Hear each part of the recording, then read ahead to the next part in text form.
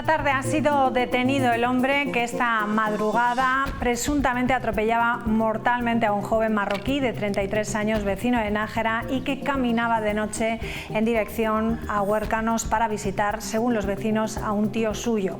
El hombre conducía un Ford azul que también ha sido localizado con un gran golpe en la luna y en el lateral del vehículo. ¿Qué tal? Buenas noches. La Guardia Civil investiga lo sucedido y podremos darles más detalles de quién es este hombre que se dio a la fuga tras la colisión. En los próximos días conoceremos más detalles de este trágico accidente y sabremos quién es, como decimos, esa persona que denegó el auxilio en carretera tras salir huyendo del lugar. No es el único suceso que hay que lamentar, porque esta noche también una joven educadora social de Badajoz, esa noche ha sido asesinada por 3 menores en un piso tutelado en el que trabajaba. Los menores de 14 y 16 años ya han sido detenidos. La joven también ha sufrido una muerte brutal, fue agredida violentamente por los jóvenes a los que atendía después de haber avisado del peligro en varias ocasiones. Un hecho que ha conmocionado a la sociedad y que subraya la urgencia de tomar medidas efectivas para prevenir y erradicar todas las formas de violencia.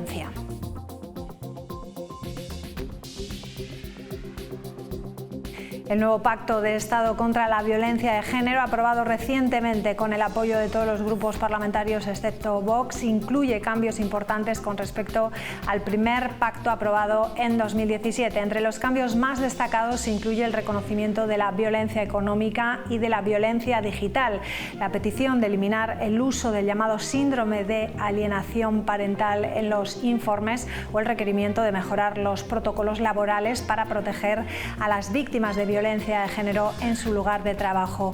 Entre las 462 medidas aprobadas también cobra importancia la violencia vicaria. El texto pide reformar la ley de 2004 para incluir a los menores como víctimas directas.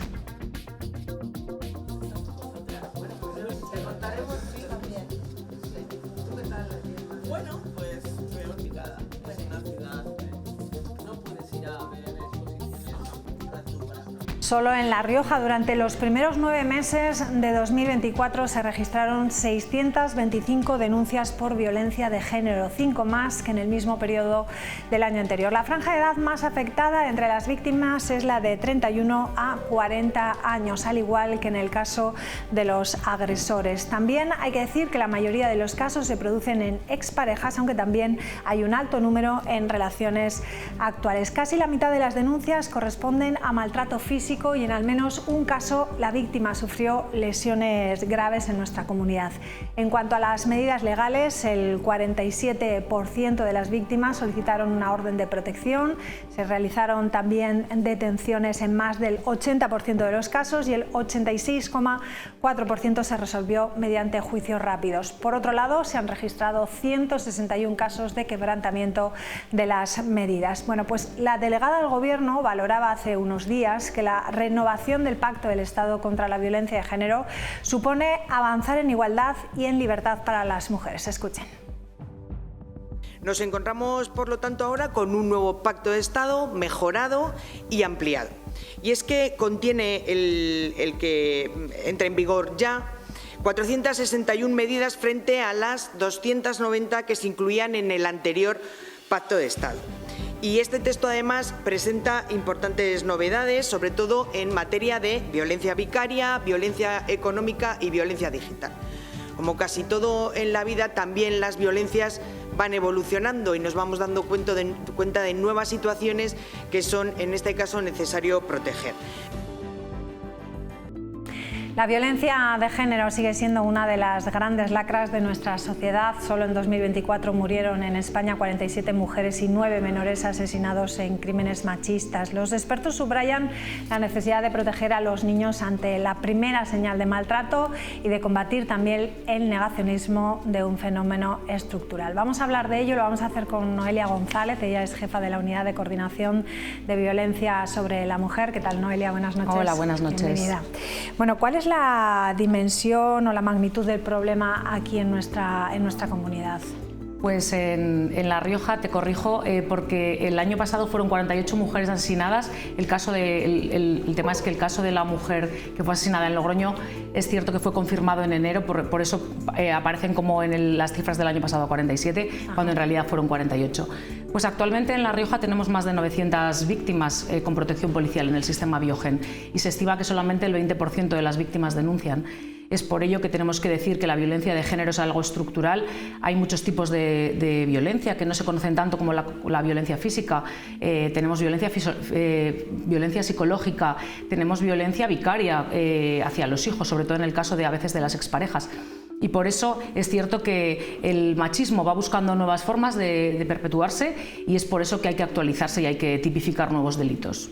¿Cómo valora entonces ese pacto contra la violencia de género que se renueva ya desde el año 2017, ¿no? Eso es. ¿Qué va a significar? Es importantísimo la reedición de este pacto de Estado. Hay que agradecer el esfuerzo de todos los grupos políticos del Congreso de los Diputados, excepto, como sabemos, de Vox, que es negacionista de la violencia de género. Hay que decir que es una irresponsabilidad tremenda este tipo de políticas que niegan la violencia de género y que engloban todo como violencia doméstica, cuando la violencia doméstica es otra cosa. Es importantísimo el Pacto de Estado, porque el Pacto de Estado lo que hace es actualizar con medidas legislativas, sobre todo con dotación económica, porque no olvidemos que todos los equipos especializados, tanto de Guardia Civil como de Policía Nacional, están financiados con estos fondos. La protección a las víctimas se enriquece, la formación de los profesionales se enriquece, se van a buscar nuevas formas de sensibilización, de prevención, sobre todo la forma de acabar con el machismo es la educación, y ahí se pasa de aproximadamente 290 a más de 460 medidas que van a intentar acabar con el machismo, que al final lo que hace es la máxima forma de desigualdad del machismo es la violencia de género. Entonces lo que pretendemos es acabar con ella, y por eso agradecer a todos los partidos políticos que han hecho un esfuerzo en los momentos actuales en los que la política muchas veces los partidos políticos no se ponen de acuerdo, pero vemos que en las cosas importantes se puede dialogar y se pueden poner de acuerdo. Bueno, antes hemos avanzado algunas de las novedades más importantes de esas 400 y pico medidas. Hablabas de la violencia vicaria, ¿en qué cambia? Lo que pasa es atipificarse, porque es cierto que comentábamos las cifras de 2024, 48 mujeres fueron asesinadas y es una cifra que rebaja aproximadamente el 20%. Cualquier cifra es inaceptable, pero sí que es cierto que se ha rebajado en torno a un 20%. Sin embargo, cuando hablamos de violencia vicaria han aumentado. 9 menores fueron asesinados el año pasado. Violencia vicaria no solamente es un asesinato, hay muchos tipos de violencia vicaria, y lo que se hace ahora es tipificar este tipo de violencia como delito. Se protege también a los menores, pasando a ser víctimas propiamente dichas. Por ejemplo, el hecho de que un padre no pague la pensión alimentaria a sus hijos, pasarían de ser medidas, por ejemplo, en el ámbito civil al penal. Entonces, el hecho de que estos delitos estén tipificados como tal es muy importante para acabar con ellos. Son destacadas, ¿no? Entonces esos cambios. Sí. También hablábamos de la violencia económica y la violencia digital. Vamos por partes. ¿Qué novedades incluye esa violencia económica? ¿A qué nos referimos concretamente? La violencia económica pasa a ser un apartado más dentro de los tipos de violencia que hay. En muchos casos las mujeres, por ejemplo, tienen que sufrir deudas adquiridas por sus exparejas, como alzamientos de bienes o deudas que hayan adquirido sus exparejas, lo que decíamos, impago de pensiones alimenticias. Esto pasaría a ser un delito en sí mismo de violencia de género, cosa que antes no era. Y es importantísimo que las víctimas no tengan que hacerse cargo cuando hay unos gananciales de deudas de sus exparejas, por ejemplo. Pues muchas mujeres se ven influidas por esos casos. ¿Y en qué nos referimos cuando hablamos de la violencia digital? Pues los delitos digitales, como sabes, la ciberviolencia son delitos que crecen muchísimo, y en el caso de las mujeres el machismo ha encontrado formas de dañar a las mujeres, como por ejemplo con los llamados deepfakes, con los cuales se puede crear con inteligencia artificial, se pueden crear contenidos de mujeres, hay pornovenganzas, en el caso de haber intercambiado imágenes de contenido sexual con una pareja, en el caso de que pase a ser expareja hay venganzas, esos delitos, esas imágenes se reenvían, todo eso pasa a estar tipificado como violencia de género. y todo lo que tenga que ver con la digital, el ciberstalking, por ejemplo, acosar a una persona a través de las redes sociales pasa a estar tipificado como delito y, sobre todo, pasa a ser violencia de género, a esa categoría. Noelia, sabemos que muchas de las mujeres no denuncian por miedo. O sea, desde las instituciones, ¿qué ayudas se les aporta para que, bueno, pues, dejen ese miedo a un lado y se decidan a denunciar? Evidentemente, como decíamos, se estima que, no se puede saber, pero se estima que el 20% solamente de las víctimas denuncian. Decías por miedo, pero hay múltiples factores, por miedo, por vergüenza. Tenemos que pensar que este tipo de víctimas están anuladas, tienen unas autoestimas muy bajas, sus agresores se empeñan en decir quién te va a creer, qué harías sin mí. Entonces, hay múltiples factores por los que la víctima no denuncia. Yo siempre digo que el hecho de denunciar, la víctima tiene que estar preparada para ello. No es un camino fácil, pero la forma de acabar con la violencia es primero romper la pareja y después denunciar. Denunciar, ¿qué se consigue con esa denuncia? Pues tener una protección policial. Estar dentro del sistema Biogen y tener una protección policial, que se te hagan valoraciones policiales de riesgo, es lo que al final hace que tengas un seguimiento y que sea más sencillo controlar a los agresores. Lamentablemente abríamos también este programa hablando del caso de esa educadora social de Badajoz que ha perdido la vida a manos de 3 de los jóvenes a los que cuidaba, ¿no? Ella ya alertó en varias ocasiones, tal vez no llegó a denunciar, ¿no? Pero sí que alertó a lo mejor a su entorno de su preocupación, de su inquietud, de que no se sentía segura y bueno, pues se ha quedado a dormir con ellos y ha pasado lo que no tenía que pasar. En estos casos, ¿qué se puede hacer? Al final, cuando hablamos de violencia de género, cuantificamos un número de víctimas, pero hay muchos otros feminicidios que no se engloban dentro de la violencia de género, pero que suceden, hijos que matan a sus madres, mujeres que sufren violencia en otros entornos. Al final, la mujer está más desprotegida, hay violencia sobre la mujer. ¿Por qué? Pues porque la sociedad al final no deja de ser machista. Siempre se respeta más a un educador cuando es hombre. La percepción todavía, ¿no? Acabamos celebrar, no me gusta decir la palabra celebrar, pero acabamos de pasar el 8M y todavía hay gente que dice que la sociedad es igualitaria, pero vemos cada día, con estos casos vemos que no lo es. Se respeta más al hombre en ciertos trabajos, hay sectores que están muy feminizados todavía y tenemos que llegar a una igualdad real. Es cierto que se ha avanzado mucho. España está considerado como el 4º país europeo en cuanto por el Instituto Europeo de la Igualdad de Género, pero aún así queda mucho por hacer y hay sectores que evidentemente están muy feminizados y hay que evitar y hay que hacer caso cuando una mujer o cuando una persona denuncia, sobre todo, ¿no? Un maltrato, pero sobre todo cuando una mujer denuncia un maltrato hay que estar alerta y hacer caso a este tipo de casos. En cuanto a igualdad, me imagino que la educación será la base principal de todo. ¿Qué políticas o qué actuaciones se están llevando a cabo aquí en La Rioja para ello? Actualmente, en el primer semestre del año, llevamos a cabo el plan director. Se va por los institutos de La Rioja que así lo demanden a dar charlas.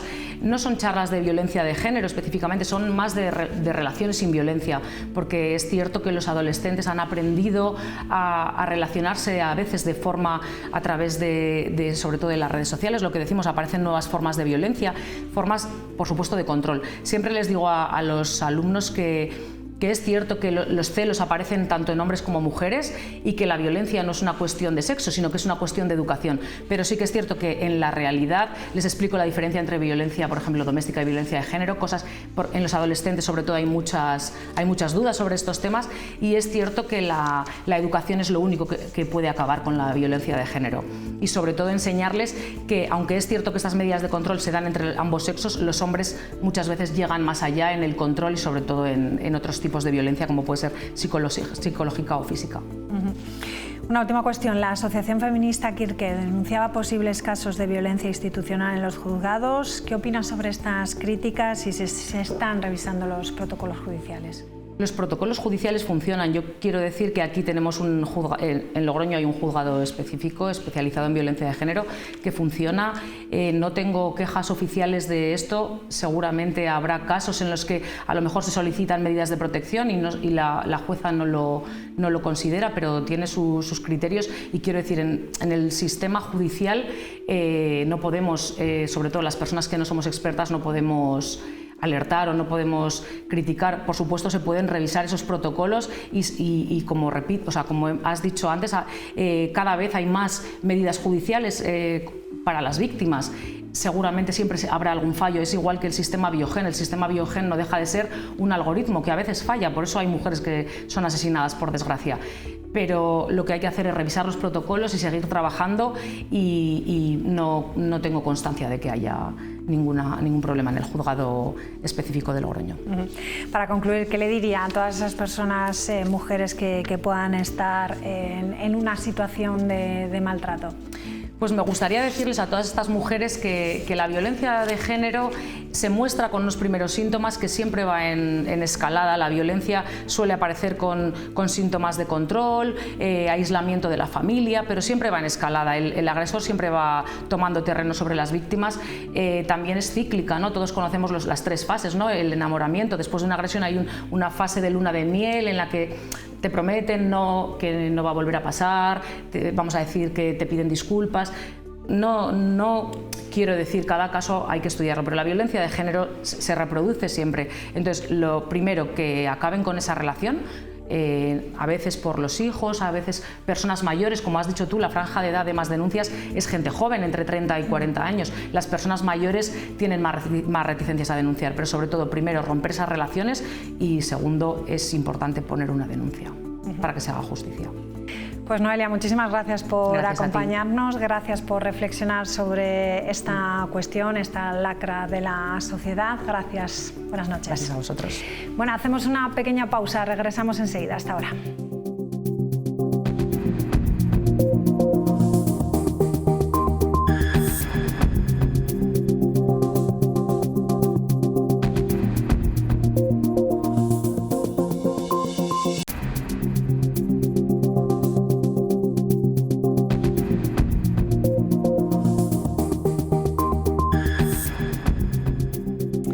Bueno, pues ya estamos de vuelta. Vamos a presentar a quienes nos acompañan esta noche aquí en Punto de Encuentro. Le damos la bienvenida a Olivia García. ¿Qué tal? Muy buenas noches. ¿Qué tal? Buenas noches. Diego Mendiola, ¿cómo estás? Buenas noches. Buenas noches. Y Carlos Ruiz, ¿qué tal? Muy buenas noches. Buenas noches. Bueno, vamos a empezar a hablar por esa trágica noticia que conocíamos esta madrugada. Estamos hablando de un atropello mortal en la zona de Huércanos. Un joven de 33 años de nacionalidad marroquí fallecía a causa de un atropello en esa carretera, en la LR 321, cerca de la localidad riojana de Huércanos. La Guardia Civil localizaba y detenía esta tarde al conductor del vehículo que se dio a la fuga. Pasadas las 12 de la noche, un individuo alertaba al SOS Rioja de que había un cuerpo de un hombre junto a restos de un vehículo. En los próximos días conoceremos más detalles de este hombre residente en Nájera, presunto autor de este atropello mortal que se dio a la fuga. Eso es lo que nos ha dicho la Guardia Civil por el momento. Carlos, ¿qué te parece a ti este caso? Bueno, a ver, ya sabéis que yo generalmente cuando tratamos de hablar de temas jurídicos intento no prejuzgar, porque no sabemos las circunstancias personales que han llevado a quien quiera que haya podido cometer este delito estar allí y actuar de esa manera. Lo que sí está claro es que se ha producido un abandono claro y una omisión del deber de socorro a esa persona. Eso es impepinable y eso no hay excusa de ningún tipo que pueda absolver a la persona que haya podido cometer ese atropello, si finalmente es esta persona y se demuestra que es esta persona. Y luego, por otro lado, pues tenemos un homicidio que puede ser imprudente o no, porque habrá que ver si... Y la primera cuestión que nos planteamos siempre los profesionales del derecho y cualquier ciudadano de la calle, que tampoco hace falta tener más de 2 dedos de frente, es por qué huye si se ha producido un atropello. Y la desgracia es que, aparte que te has cargado a una persona, por supuesto, es que seguramente la persona que ha huido es porque trataba, y no digo que sea este el caso, pero trata de evitar lo que él cree que es un mal mayor, es decir, unos test de alcoholemia o de drogas en los que posiblemente pudiera dar positivo, y piensan que dándose a la fuga evitan esos test de alcoholemia o de drogas, y desgraciadamente, y en este caso pues se ha producido el fallecimiento de una persona y desgraciadamente pues habrá que actuar judicialmente contra quien quiera que haya cometido el delito, si esta persona o quien quiera que sea, claro, nosotros no lo sabemos. Poco sabemos también de este individuo, al parecer no parece trigo limpio, pero como dice, a lo mejor tiene algo que ver con el estado en el que se encontraba y por eso desapareció y se dio a la fuga. No deja de ser una hipótesis, yo no sé cuál es la situación. Claro, sí, pues bueno, evidentemente, bueno, pues desde los medios ya sabemos que dentro de unos días se nos van a dar más detalles. Creo que será importante también saber, los hechos son los hechos y lo que ha sucedido es lo que ha sucedido, pero será importante también saber si esa persona fallecida hubiera podido salvar la vida de haber sido atendida en el momento, que no es la primera vez que en esta comunidad vemos el abandono de una persona que podía haber sido salvada si alguien la atiende en un primer momento, y creo que también eso es relevante. Y a mí, sin entrar más allá, porque es verdad que ahora mismo tampoco tenemos más datos, sí que me gustaría destacar el rapidísimo papel de la Guardia Civil. Creo que últimamente están resolviendo muy rápido muchos casos importantes, y creo que en este caso es de destacar, ¿no? Que en apenas unas horas se haya resuelto este caso. Más allá de eso, no sé si a lo mejor es una sensación mía, pero creo que durante muchos años tuvimos muchísima más precaución al volante, muchísima más conciencia de determinados peligros, y a mí últimamente me da la sensación de que, bueno, de que nos estamos un poco relajando en muchos aspectos. Diego, no sé si conoces la zona, si es habitual ir de Nájera a Huércanos andando por esos caminos. Pero también al ser un domingo a las 12 de la noche, creo que veíamos que se produce el atropello. Yo creo que también no hay que prejuzgar. Creo que lo que se tiene que hacer es que se investigue y después, pues, en función de la investigación y de los hechos que se determinen, pues la persona que ha sido la responsable de ese atropello, pues tendrá que asumirlo. Es una desgracia terrible que una persona de 33 años sea atropellada y sea abandonada, y creo que ahí es lo que decía Carlos, no hay nada que vaya a justificar ese abandono y esa omisión de socorro, y pues especular, o como ha planteado Olivia, ¿no? Igual si en el mismo instante del atropello llamas, a pesar de que tú pienses que huyendo vas a estar en una posición mejor, creo que lo único que haces es empeorar todas las circunstancias.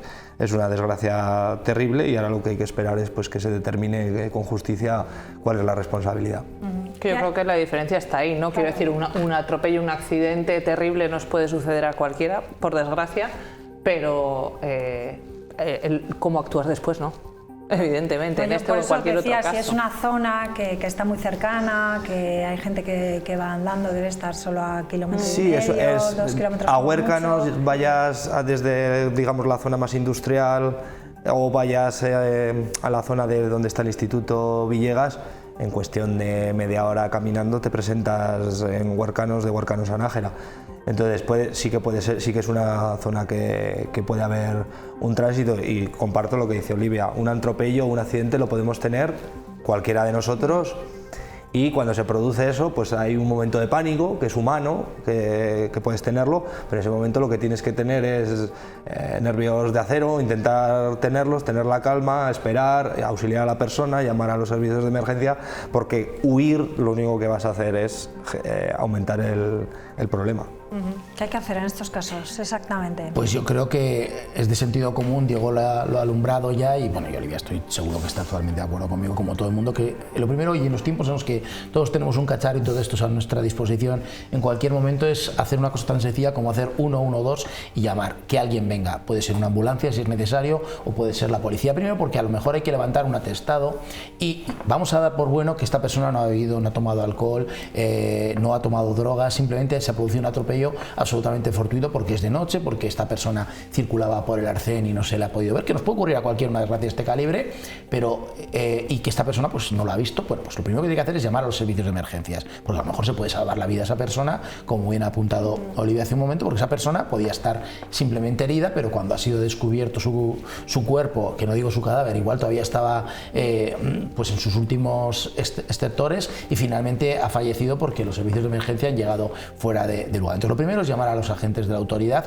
y ambulancia, lo que antes llegue, lógicamente. Y segundo, porque hay que hacer un atestado, y ese atestado implica pues, determinar dónde se ha intentado frenar, si se ha intentado frenar, las condiciones de visibilidad de la vía, y si desde luego, bueno, si hay otras influencias como alcohol o drogas, también habrá que determinarlas. Dirá, bueno, y si voy borracho y drogado, pues no es muy buena idea llamar a la policía.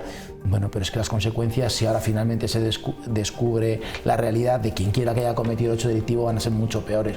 Así que lo primero, y aunque es muy complicado, mantener la calma siempre, en cualquier caso, y actuar, y uno tendrá que asumir las responsabilidades, claro, de lo que hace. Si es porque ha bebido, y si no ha bebido y se ha producido una desgracia, pues se ha producido una desgracia, y desde luego también la justicia tendrá en cuenta a la hora de valorar, cuando tiene que determinar una pena por la comisión de un hecho delictivo, si tú has participado intentando evitarlo. Son atenuantes del Código Penal para estos casos, y desde luego, aparte de eso, hay una cosa que se llama humanidad, y yo creo que es lo que tendría que apelarse por encima de todas las cosas. La pena de cárcel está ahí, ¿no? A ver, la pena de cárcel sí, porque tienes un homicidio imprudente en principio, y luego un delito de omisión del deber de socorro, que en este caso, pues sí, como muy bien también ha apuntado Olivia, habrá que determinar si el momento del fallecimiento fue nada más ser impactado, o a lo mejor este pobre desgraciado que ha fallecido estuvo en el arcén o en la finca en la que estaba 2 horas muriéndose de frío, hasta que una persona que circulaba por allí encontró primero su cuerpo y finalmente si era su cadáver. Entonces habrá determinadas responsabilidades. Si esa persona estaba viva cuando tuvo el primer impacto, pues la agravante de la omisión del deber de socorro es mayor. El Código Penal, bueno, pues luego establece muchas cosas, y además, insisto, pues aunque nos gusta opinar a todos, como es lógico, y por eso estamos aquí hoy, que esto es una mesa de debate / opinión, ¿no? Pero en el fondo la decisión jurídica va a depender de un atestado, que estoy seguro que los agentes de la Guardia Civil lo van a hacer correctamente, y luego pues de que lo que decida tanto el Ministerio Fiscal o acusación particular, si la hay, y luego el juez, que tenga que determinar si hay o no hay un hecho delictivo, que presumiblemente lo hay. Pues hombre, sí, pero habrá que ver si el culpable es quien ha sido detenido. Puede que se haya detenido esta persona y fuera otra persona la que conducía, por ejemplo, y lo tendrá que explicar ante el juez. Puede que haya sido el vehículo, yo qué sé, robado, no lo sé, dependerá de muchos factores. Vale, entendido, entonces tenemos que esperar. Bueno, otros delitos también son esas carreras ilegales de coches que se producen en nuestra comunidad. Asombroso que cerca de 200 automóviles y 600 personas se reúnan en la zona de Alfaro, como estamos viendo. Bueno, esto se conoció la pasada semana, pero fue anteriormente, ¿no? Estas carreras. ¿Cómo es posible que se junte tanta gente, ¿no? Olivia, pues mira, a mí de forma ilegal y que nadie se entere de esto. A mí me parece escalofriante. Yo cuando vi estas imágenes, que cuando nos llegaron a los medios, yo es que no daba crédito, ya no solo por las evidentes imprudencias, por los evidentes riesgos, sino por la cantidad de gente que hay ahí concentrada. Pero te tengo que decir que es que me sorprendió muchísimo más cuando publicamos esta noticia y la pusimos en las redes sociales de mi periódico, de Rioja 2, y había decenas de comentarios de gente muy joven, pero como no me enteré, como esta vez no me he enterado, jo, me hubiera encantado estar ahí. O sea, quiero decir, hay un público enorme, evidente, hay un caldo de cultivo de estas prácticas de absoluto riesgo. A mí es que me sorprendió mucho, porque bueno, parece que, uy, bueno, que van 4, ¿no? Estas cosas no van 4, van 600 personas y otros cientos de personas que les hubiera encantado estar ahí, que se echaban las manos a la cabeza de que se les había pasado por alto esta cita. Entonces, es absolutamente evidente que hay un circuito montado, que evidentemente Internet es la red por la que contactan, convocan, y más allá del boca a boca, ¿no? Y creo que ahí también hay mucho trabajo que hacer, porque bueno, si 600 personas se han enterado, a lo mejor los cuerpos y fuerzas de seguridad deben enterarse antes, ¿no? Y actuar antes de que estos vídeos empiecen a circular y llegue así la información. O sea, en este caso yo sí creo que hay que hacer algo, porque no es un hecho aislado. A lo mejor esta dimensión era enorme, pero lo hemos visto más veces. Lo hemos visto en calles de Logroño, lo hemos visto en aparcamientos, en polígonos industriales. O sea, esa realidad está ahí, insisto. A mí me ha sorprendido, a lo mejor desde mi absoluta ignorancia, el público que hay detrás de estas prácticas de muchísimo riesgo, como estamos viendo ahora mismo ahí. Yo los giros en esas curvas con la gente ahí puesta, bueno, yo es que... Sí, esto es como si fuese un rally, pero descontrolado, sí, ¿no? Sí. Diego, ¿qué te parece? ¿Cómo es posible, ¿no?, que en las localidades donde esto se organice no se enteren o nos enteremos tarde? Yo la información que leí era que había sido una convocatoria en la que había participado gente de Navarra, de Aragón, del País Vasco, aparte de la comunidad autónoma. Son muchas personas. Yo, desgraciadamente, este tipo de cosas, creo que cuando vas a participar, aunque sea como público, igual te parece que realmente no tienes la máxima responsabilidad si ocurre algo. Pero si ocurre una desgracia, luego nadie va a querer ser solidario y hacerse corresponsable de esa situación. Y ahí hemos visto que esas carreras ilegales, que el público está totalmente expuesto. Un hecho fortuito de una mala frenada, un derrape, puede impactar el vehículo contra el público que está, y luego, ¿qué ocurre? Creo que sí que es una cosa a tener en cuenta. Desgraciadamente estas prácticas tampoco son nuevas, pero sí que se tienen que estar pendiente de que no se produzca, porque al final es una práctica de riesgo que puede provocar pues un accidente, o que el coche se salga de la calzada, impacte contra el público, etcétera, etcétera. Bueno, yo me imagino que estas imágenes que son cedidas por la Guardia Civil son encantadas de los móviles de la gente que participa ahí, pero porque ahí estamos viendo, por ejemplo, el coche de la Guardia Civil que llega y la gente pues está tan tranquila, ¿no?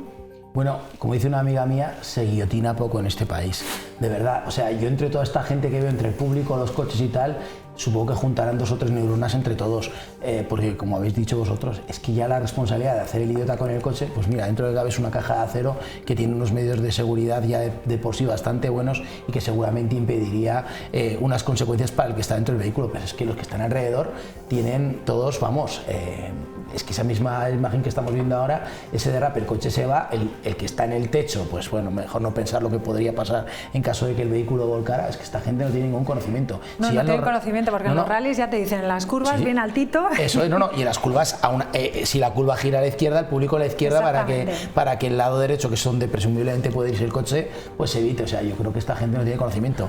Jurídicamente y legalmente estas cosas, pues bueno, me imagino que a los que hayan identificado, pues les habrían diligencias por un delito contra la seguridad en el tráfico. Hay 5 investigados. Sí, lo que pasa que a mí, o sea, evidentemente mi reflexión también es, no tienen 2 neuronas entre todos ellos, pero que es que hay cientos de personas, quiero decir, que es que no son 4 pirados, o sea, no son 4 pirados, que son nuestros hijos, los amigos de nuestros sobrinos, y, o sea, quiero decir que creo que, o al menos a mí la sensación que me da viendo estas imágenes y viendo, insisto, los comentarios en redes sociales, que yo lo que espero es que todo el mundo diga, menudos pirados, ¿a quién se le ocurre? No, o sea, de verdad, es que a mí me chocó mucho. Entonces, lo que me parece es que hay, por un lado, una sensación de absoluta impunidad, de absoluta inmortalidad que todos tenemos cuando somos jóvenes, ¿no? Y nos parece que todo esto no es un riesgo para nadie.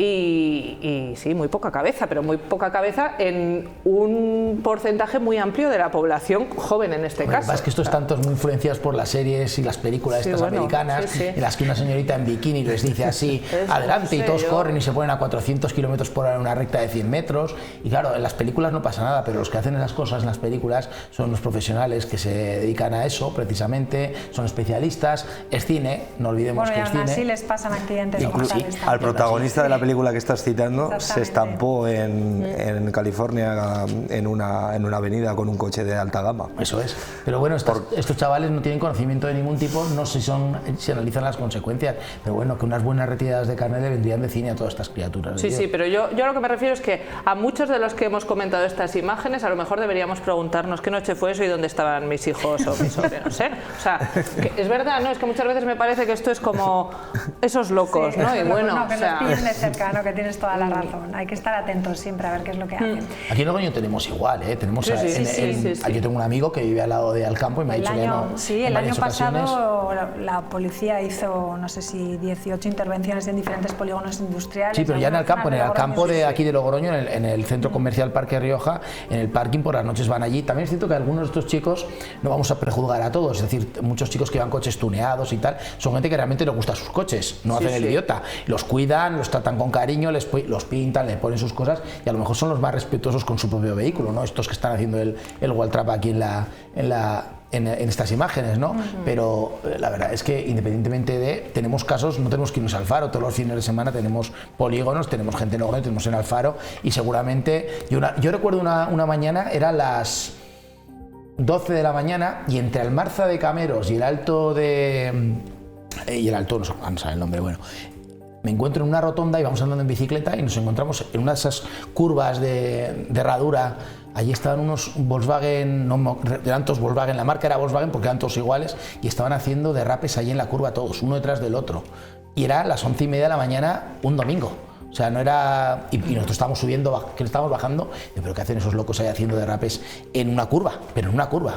O sea, no es normal. Y eso tienes en cualquier lado. Lo mismo que los que hacen en moto el recorrido del río Iregua, realmente, desde Isla Llana hasta el puerto de Piqueras con las motos a toda velocidad. Gente inconsciente hay, pero la recomendación que podríamos hacer para todos estos es que a algo más de 25 kilómetros tenemos un circuito en Los Arcos, en Navarra, en el que tú pagas una cantidad X y te puedes hacer lo que te dé la gana con tu coche, que para eso pagas, y puedes hacer estas cosas y lo haces legalmente. O sea, que ya ves, igual eso es lo que no mola. Ya. Lo que mola es hacer el malote, ¿no? Ya. Así es. No Bueno. sé. Vamos con otros asuntos de actualidad. El SERIS ha recibido 120 reclamaciones por cambio de centro de salud y de médico de cabecera con la puesta en marcha del centro de salud de la Villanueva. El Partido Socialista ha solicitado hoy al Gobierno de La Rioja que paralice la asignación forzosa de centro de salud a los pacientes de este nuevo centro, defendiendo el derecho a la libre elección sin esperar 6 meses. La gerente de atención primaria, Begoña Ganuza, ha asegurado que se van a analizar las reclamaciones y que podrían aplicar excepciones en casos concretos. El Partido Socialista de La Rioja se cuestionaban primero las formas de comunicar un cambio que está levantando polémica entre los usuarios del Servicio Riojano de Salud. Sencillamente con una carta fría, burocrática, que llega a los buzones como si fuera una notificación cualquiera, pero que en realidad es una sentencia. Te han cambiado de médico, te han cambiado de centro y además no tienes ni voz ni voto en esta decisión. Esta mañana se reconocían hasta 112 reclamaciones por los cambios de médico en Logroño, reclamaciones que se van a estudiar. Pues sí que hay reclamaciones por escrito, de momento hay 112 o así me quiere hoy. Lo que sí vamos a atender cada una, vamos a ir mirando una a una las reclamaciones que hay y tomando medidas. Está por encima la normativa, el derecho a la libre elección de médico y de centro. Según la normativa hay que esperar hasta 6 meses para que se culmine la resolución de esa reclamación y se puedan llevar a cabo cambios. Desde el Partido Socialista se matiza que en el caso de poder recuperar a tu médico de confianza, la cosa se complica. Que en el caso de que dentro de 6 meses quieras volver con tu médico, pues posiblemente tampoco puedas hacerlo porque tu médico de siempre es más que probable que ya tenga el cupo cubierto, que no tenga cupo suficiente como para volver a cogerte. Tampoco te explican que aunque en el mejor de los casos consiguieras volver a tu centro de salud original, como tu domicilio ha quedado fuera de esa zona, en el caso de que tengas una urgencia o necesites que te visite tu médico o te atienda la enfermera en tu casa, pues tampoco podrán hacerlo porque tu domicilio ya ha quedado adscrito a otra zona diferente. Afirman que la figura del médico de cabecera es muy importante en la sociedad por la confianza que se genera entre profesional y paciente. Bueno, ¿cómo lo veis esto? ¿Pensáis que es razonable que a uno le dejen sin su médico de cabecera o que es algo normal que hay que hacer porque las cosas cambian, los centros se amplían y se necesitan más médicos en otro centro? A ver, las personas mayores lo van a entender. Yo entiendo que pueda ser necesario esa reestructuración y que puedan ser necesarios esos cambios de médico. Lo que no entiendo un poquito menos, en eso sí que estoy de acuerdo, es que de esto no se haya hablado nunca. Llevamos mucho tiempo, muchos meses, muchos años hablando del Centro de Salud de la Villanueva. A lo mejor se podía haber dicho en alguna de todas esas veces que se ha hablado del Centro de Salud de la Villanueva a cuántas personas van a afectar estos cambios, cómo se va a hacer, van a ser este tipo de pacientes o este otro tipo, o de esta letra a esta letra, no sé cómo ha sido esa organización, pero a lo mejor sí se podía haber hecho o avisar previamente a esas personas que van a cambiar de médico. Yo, pues bueno, entiendo que no todos estamos en la misma realidad. Yo, afortunadamente, pues voy al médico una vez cada mucho, toco madera porque así siga siendo, pero hay gente mayor, sobre todo, o gente con ciertas patologías que tienen su médico de cabecera un pilar fundamental de su vida y que estos cambios le suponen mucho. Que haya habido 112 reclamaciones no quiere decir que haya 112 personas descontentas, sino 112 que han reclamado ahora mismo. Seguramente habrá muchas personas más. Yo entiendo que son cambios que hay que hacer en una reestructuración de este tipo, pero sí creo que se podían haber hecho de alguna otra forma y sí creo que son, bueno, creo no, estoy segura de que son un trastorno importante para muchas personas que a lo mejor no se ha tenido en cuenta en la medida que debería. Y sí que es cierto que, bueno, que lo de la libre designación de médico es un poco relativo, porque en la práctica ya sabemos que no es tan sencillo, que a veces el médico que queremos pues tiene el cupo totalmente cubierto por algo, que a veces el que nos toca pues ahí anda, y bueno, o sea que es todo un poco relativo, pero sí creo que se podían haber hecho mejor las cosas, la verdad. Vamos a ser optimistas en cualquier caso, y es que quien vaya a la Villanueva ahora por lo visto va a tener una atención mucho más rápida, porque va a haber médicos para atender en todas las especialidades hasta que se terminen asignando las cosas. Pero no puedo estar más de acuerdo con Olivia, realmente, es decir, sabiendo cómo sabía hace meses que esto se iba a hacer, esta carta se podía haber mandado hace meses para que la gente se hubiera podido ir organizando con tiempo y los que quisieran cambiar de médico dijeran, oye, mira, ahora que ya tengo asignado o que me vais a asignar a tal centro y a tal profesional, pues a mí no me interesa, quiero manifestar que me quiero mantener. Era una cuestión de tener capacidad de gestión, pienso yo realmente, porque bueno, pues es un centro nuevo. Yo sé que esta reasignación también está llevando a gente, por ejemplo, yo pertenezco al Centro de Salud Labradores y sé de gente que estaba en Espartero que la han derivado a Labradores estos días, para que a su vez gente que está en otros centros pues termine en la Villanueva o lo que sea. Que desde luego abrir un nuevo centro que ha estado cerrado por otro lado, porque había un centro de salud al lado hasta hace 4 telediarios, va a suponer que va a haber mayor atención, que va a haber más profesionales disponibles, pero la gestión y la capacidad de gestión se tiene que haber hecho con tiempo, previendo la posibilidad de que bueno, esto se iba a producir ahora. Es verdad, al final la gente mayor necesita ese pilar en el médico de cabecera, no porque tenga más conocimiento, sino porque, con todo respeto, es el que mejor nos aguanta a los mayores, que vamos con nuestras patologías y nuestras cosas, ¿no? Entonces, el médico de cabecera te supone un apoyo, porque le cuentas tú, y según qué médicos, porque hay médicos que te miran cuando llegas y dices vale, y te despachan, y hay otros que ya con el tiempo, con el conocimiento, empatizan. Que sí, que la consejería y la responsable de atención primaria ha dicho que efectivamente se va a hacer esto con más rapidez de lo previsto, esas asignaciones de 6 meses, lo ha dicho esta tarde, o sea, no es algo novedoso, que van a intentar reasignar a todo el mundo y atender las peticiones de forma inmediata, pero eso no significa que se vaya a hacer todo lo rápido que la gente quiera y necesita. Diego, ¿tú lo ves justificado esas quejas? Totalmente, y además ha surgido ahora, pero esto ya hace meses que estaba encima de la mesa desde la plataforma en defensa de la sanidad pública. Se planteó y se planteaba eso. Yo, por ejemplo, igual, pues me cambian de médico porque antes estaba en otro centro de salud y ahora me asignan en la Villanueva a otro médico. Igual, pues digo, pues me da exactamente igual, no me importa porque es que no conozco ni al que tenía asignado. Pero aquí lo que se hablaba era las quejas que había recibido y que intentó canalizar también la plataforma en defensa de la sanidad pública, era de gente de, yo es que llevo 20 años y conoce mis tratamientos, y al final el vínculo paciente-médico es muy importante de mantener, porque aunque tú seas una persona perfectamente formada y te llegan un paciente nuevo, en vez de si yo te conozco, ya sé tus patologías, tus tratamientos, qué medicamentos te funcionan, qué no. Y eso a la gente mayor pues le creaba incertidumbre. Y es tan sencillo como lo que ha planteado también Carlos.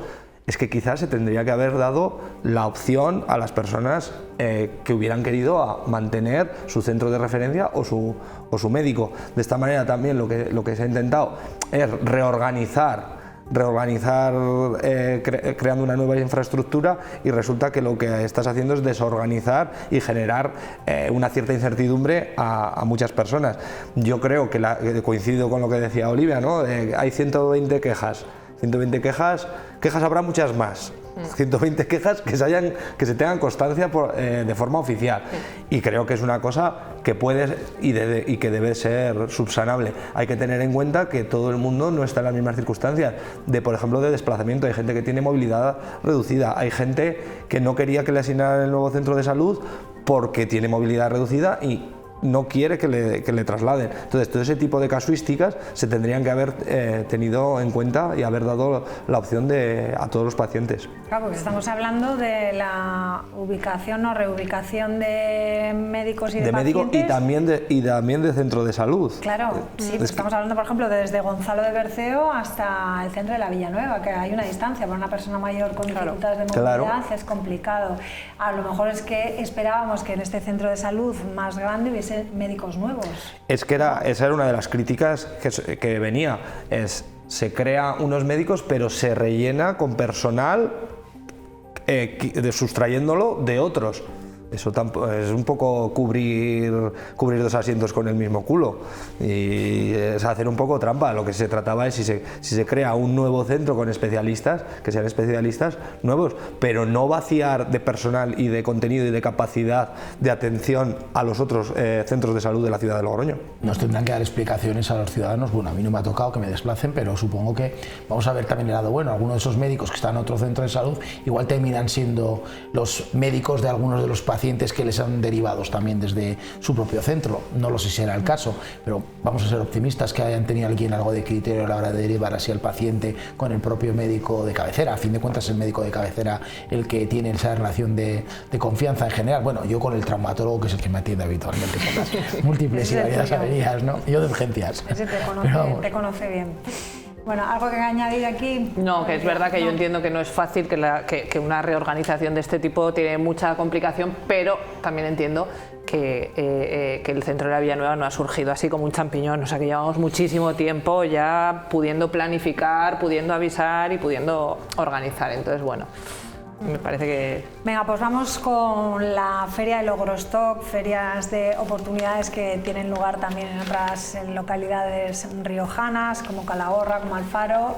Ha sido nuevamente un éxito comparado con otras ediciones, y a mí me gustaría, pues eso, plantear lo que estamos viendo, ¿no? Si estas ferias de ocasión son la clave para rescatar al comercio tradicional, si son un parche, evidentemente a los comercios les viene fenomenal porque se quitan el stock que de otra manera pues no lo pueden hacer, pero ¿creéis que es un parche para la situación actual de los comercios cercanos, minoristas, de cercanía de las ciudades? Durante años se ha venido una política a nivel mundial, en España en general, no hablo ya de Logroño, sino centro comercial. Hemos intentado heredar lo de los americanos, pero los americanos no han tenido un comercio tradicional como hemos tenido nosotros, con generaciones y generaciones, y nos hemos empeñado en desplazar a los consumidores a los centros comerciales a comprar, y hemos abandonado a los comerciantes que trabajan y viven en el centro. Y ahora, pues a través de estas ferias tratamos que de alguna manera se vuelva al centro a comprar. Un poco esta dicotomía de por qué hemos hecho durante años un esfuerzo por sacarlos del centro y ahora nos esforzamos en volver a traer a la gente. ¿Por qué traemos a la gente al centro, pero a su vez le impedimos aparcar o le cobramos por aparcar y les ponemos chinchetas donde antes les poníamos un camino cómodo, ¿no? Yo siempre he pensado que todo lo que sea ayudar al comercio y al consumidor, porque al final el consumidor se da cuenta de que existen comercios en Logroño. No tienes que irte a un centro comercial a las típicas cadenas que masifican al ciudadano y lo tratan como un número que factura, sino que hay señores que están en el centro de Logroño con sus negocios abiertos al público y que además hacen rebajas. Ahora, en los tiempos en los de que se compra todo ya por internet, en los que o vas a un centro comercial, pues todas estas estrategias de dinamización del comercio me parecen correctas, pero a lo mejor habría que darles más continuidad en el tiempo, no que sea un evento único y puntual tal, sino que tenga más continuidad. Pero bueno, yo tampoco soy un gran comprador. No, pero eso sí que es muy buena idea, ¿no? Para la viabilidad de los comercios, que esta idea la puedan llevar de otra manera, ¿no? También de forma digital, tal vez. Claro, es que hay varias cosas, ¿no? Evidentemente me parece una buenísima salida para el stock de los comercios, me parece como consumidora una muy buena oportunidad, evidentemente, de adquirir cosas a mejor precio. De ahí a que esto convierta a Logroño en referente comercial de Europa, como decía el otro día en la presentación, yo la verdad es que bueno. Pero bien, de eso no voy a comentar nada. ¿Que esto ayude al comercio? Estoy segura de que sí. ¿Que esto sea el pilar de las políticas comerciales? Pues hombre, creo que tiene que ir muchísimo más allá, las políticas comerciales. Luego también, a lo mejor esto que voy a decir es un poco políticamente incorrecto, pero se habla mucho, y es verdad, de que hemos abandonado al pequeño comercio, de qué tal, pero es que yo creo también que al comercio le ha costado un poco, o le está costando un poco adaptarse a las nuevas realidades, y lo voy a explicar de una manera muy sencilla. Yo cuando estudiaba la carrera de periodismo no existían ni las redes sociales ni los medios digitales, y ahora mismo tengo un periódico digital y trabajo en internet y en las redes sociales. Igual el comercio también tiene que adaptarse a ese nuevo cambio, porque los consumidores hemos cambiado, porque las cosas son diferentes hoy en día. Creo que ahí falta mucho, y no culpo a los comerciantes únicamente, culpo precisamente a las políticas comerciales, que muchas veces se quedan eso en el evento, en la anécdota. El programa para dinamizar el comercio de Logroño, Cuco, pues vale, que muy bien poner un espectáculo de teatrito un viernes por la tarde en una calle comercial y un conciertito el otro viernes en otra, pero no creo que esa sea la solución. Ha habido siempre como muchos intentos pequeñitos, pero yo no veo una línea de una política de apoyo al comercio, tampoco veo un modelo claro, porque sí, se apuesta mucho por poder aparcar en la puerta. Bueno, pues es que igual el modelo al que tenemos que ir las sociedades no es ese, y a lo mejor hay que ir de la mano hacia otros tipos. Yo sinceramente no veo políticas comerciales claras, tampoco veo una disposición muchas veces por parte de muchos comercios, no digo todos porque evidentemente hay honrosísimas excepciones, y me cuesta verlo. Insisto, el Logrostock me parece una maravilla para el comercio, para los consumidores. De ahí a ser referentes de Europa estamos muy lejos, y de ahí a que esto sea la solución definitiva para el comercio de ciudad, pues también, la verdad. Pues hombre, la casuística es un evento que se ha salido la gente satisfecha de cómo se ha venido realizando en esta edición, pues bienvenido sea, y creo que puede ser una pequeña ayuda o una pequeña mejora a la situación del comercio tradicional. Pero vamos, yo no había escuchado esas declaraciones a las que aludía Olivia, pero me parece que hay veces que hay que ser un poquito más modesto o pisar un poco el suelo y no levitar. Es una cuestión del comercio minorista, tiene muchos competidores, tiene las grandes superficies de las que hablaba Carlos, tiene las compras por internet, y yo creo que también es una cuestión de concienciación y de poder adquisitivo también de la gente, porque a veces en el comercio minorista algunos de los que resisten dan un mejor servicio, porque hay gente que realmente está especializada, realmente sabe el producto que vende o a lo que se dedica. Yo aquí tengo un libro, a mí me gusta comprar en librerías, y me gusta comprar en librerías de gente que sabe leer y que le gusta leer y que sabe de libros. Porque por comprarlo en internet al final es fiarte pues de unos criterios vacíos de algo. A mí me gusta interactuar, y como con esto puedes decir con unas zapatillas o con cacharros de cocina. A mí me gusta. Y alguien a quien renegarle si no te gusta lo que te ha vendido. Exactamente. Sí. A mí me gusta comprar al ferretero que hay al lado de mi casa en Santo Domingo, las sartenes. Entonces, creo que eso es de concienciación, y también a veces es de poder adquisitivo, que muchas de las veces la gente dice, no, es que en internet encuentro lo mismo o parecido por menos dinero. Claro, ¿a costa de qué? De que no tienes las reclamaciones, que todas las veces todo lo que te envían no es tan económico, etcétera, etcétera. Pienso que es una situación compleja, en la cual pues iniciativas de estas pueden ayudar, pero hace falta que el sector tiene que ser consciente de que necesita un cambio fundamental en los modos y en las formas y de adaptación, porque no todos el pequeño comercio desaparece, hay alguno que se mantiene y alguno que repunta, porque es una cuestión de especialización y de lo que decía Olivia, había tecnología que hace 25 años no estaban y que ahora no te queda otro remedio, que tienes que ponerte al día y tienes que aplicarlo. Claro, es que es evidente que no vas a competir con Amazon, ¿no? Pero yo que le pueda mandar un WhatsApp a mi carnicero y decirle esto y pasar a recogerlo me facilita muchísimo la vida, la verdad.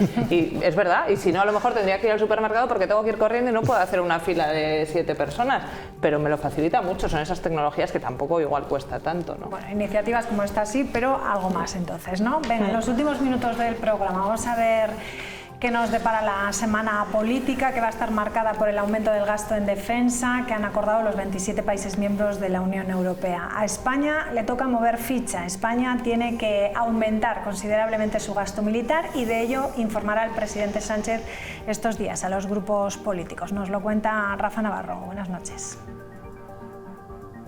¿Qué tal, María? ¿Qué tal? Pues sí, la política de defensa va a marcar la agenda de los próximos días. Recordar que la pasada semana, y viendo el actual tablero internacional, los 27 países miembros acordaron rearmar Europa e invertir más en defensa. Cifraron ese plan en 800.000 millones de euros. España actualmente es uno de los países de la OTAN que menos destina a gasto en defensa. Destina casi un 1,3% de su PIB y la proposición del Gobierno es llegar al 2% de aquí al año 2029. Y para debatir de dónde sacar ese presupuesto, para informar y para ver de dónde puede sacar los apoyos el Gobierno para aumentar ese gasto en defensa, a partir del próximo jueves se reunirá el presidente Sánchez con todos los grupos políticos, salvo con Vox. En el propio Gobierno también habrá debate interno. No arreglamos nada por subir el presupuesto militar, no se arregla nada. Lo que necesitamos saber, y los españoles y las españolas creo que quieren saber, es qué política de defensa vamos a practicar en el siglo XXI. Ni tan siquiera lo que Europa exige lo pueda defender dentro de su gobierno, ni tan siquiera que sus socios parlamentarios se lo puedan respaldar. Pero lo que sí que hemos trasladado desde el primer momento es que iremos, porque todo el sentido de Estado que le falta a Pedro Sánchez lo tiene con creces Alberto Núñez Feijóo. Carlos. Qué mal negociador es el Partido Popular para estas cosas, de verdad. O sea, ya le estás diciendo, te voy a apoyar. Esto le sacaba chispas Puigdemont. A esto, partiendo de la base que no tiene presupuestos generales del Estado, no tenemos, no es que no tenga el gobierno, es que no tenemos los españoles. Incrementar un gasto en defensa, que ya el último amago era el de subir los sueldos a los soldados y a los militares en general, que bueno, me parece bien, que se les equiparen los salarios y tal, me parece correcto, pero es que vamos a terminar, para poder incrementar el gasto en defensa, incrementando los gastos jurídicos de la familia de Pedro Sánchez, para meterlo en el presupuesto de defensa, porque es defensa, ¿no? Pero bueno, lo tiene muy complicado porque ya la propia ministra Yolanda Díaz ha dicho que ya no tiene intención de apoyar. Podemos también ha dicho públicamente que no tiene intención de apoyar, con lo que van a necesitar el Partido Popular por narices para que apoye un incremento en defensa, que es difícil de justificar porque además seguimos estando en el lado equivocado en todas las batallas, en España en general y en Europa en general también, porque después de estarnos batiendo el cobre durante 3 años defendiendo la posición de Ucrania frente a Rusia, la noble posición de Ucrania, ahora nos encontramos con que el amigo americano ha decidido que las cosas van por otro lado. Y en vez de decir, bueno, mejor casi nos callamos, que total, el amigo americano va a hacer lo que se le ponga a las santísimas narices y nos van a decir lo que vamos a tener que hacer, que es lo que va a pasar al final. Nos vamos a rearmar, vamos a hacer una serie de cosas que probablemente no nos van a servir de nada y que además estamos vendiendo que si vamos a mandar soldados para pacificar Ucrania, pero estamos tontos. ¿Qué vamos a pacificar? Si eso va a acabar cuando quiera Putin, lo mismo que empezó cuando quiso Putin. O sea, aquí no hay mucho margen para hacer nada. Entonces yo creo que, bueno, el gobierno lo tiene muy complicado, las cosas como son. España lo tiene muy complicado y Europa lo tiene también muy complicado. A mí es que me parece que, bueno, es que políticamente me parece que se termina utilizando, que les importa entre poco y nada lo que hay detrás de todo esto. Yo leí a Olga Rodríguez esta tarde en el diario, os animo a leerla, que me parece que lo importante es lo que hay detrás de esto. Europa se queja pero acaba siempre obedeciendo a Estados Unidos. Creo que detrás de todo este lenguaje belicista hay un escenario que, bajo mi punto de vista, favorece muchísimo el recorte de derechos, de libertades y de políticas sociales. Creo que todo este rearme lo hemos visto en otros momentos de la historia y para mí tiene muchísimo peligro porque no se corresponde con una realidad, al menos en cómo yo veo la realidad, y creo que hablamos muy tranquilamente de ampliar los gastos militares porque los muertos no somos nosotros. Y esa es mi postura y la única postura que entiendo, más allá de si Feijóo, si Pedro Sánchez, si... Diego, terminamos contigo. Pues muy breve, yo creo que quien quiere la paz tiene que trabajar por la paz, porque históricamente quien trabaja por la carrera armamentística solamente va destinada a una cosa, que es la guerra. Y vuelvo a reiterar la posición histórica de Izquierda Unida: OTAN no, bases fuera. Si Estados Unidos es un aliado poco fiable, que no lo digo yo, lo ha dicho Aznar esta mañana, le he escuchado, no sé qué hacemos todavía en la OTAN y no sé qué hacemos si tenemos un aliado fiable que tiene ocupado en nuestros países diciéndole recojan las maletas y márchense. Y entonces luego ya podremos hablar de defensa. Mientras tanto, ir a comprar armas o comprar sistemas de vigilancia, como por ejemplo el Starlink de Elon Musk, que les ha dejado tirados ahora a los ucranianos, si ese es el gasto de defensa y que mandar las tropas o con los muertos a ver quién los va a poner, la postura es no a la guerra, como siempre hemos mantenido. Y no es un pacifismo vano, es una realidad. Nos han engañado. La guerra es un negocio, y era un negocio en el que participa Putin, pero también participa los Estados Unidos. Y en Europa ni derechos humanos ni nada de nada. Y si no, en Siria, 1000 muertos civiles en estas últimas semanas por un régimen auspiciado, entre otros, por Turquía, que también es de la OTAN. Y que nos expliquen exactamente quién gana con este rearmamiento de los países, que eso sí que me parece importante también. ¿Quién está ganando? ¿Quién está detrás de todas esas compras masivas que se van a hacer? Pues preguntas que saldrán sobre todo a lo largo de esta semana, que va a ser el tema de debate político que va a protagonizar la semana. Gracias a los tres, como siempre, un placer, buenas noches y les dejamos ya con nuestros compañeros de deportes. Adiós.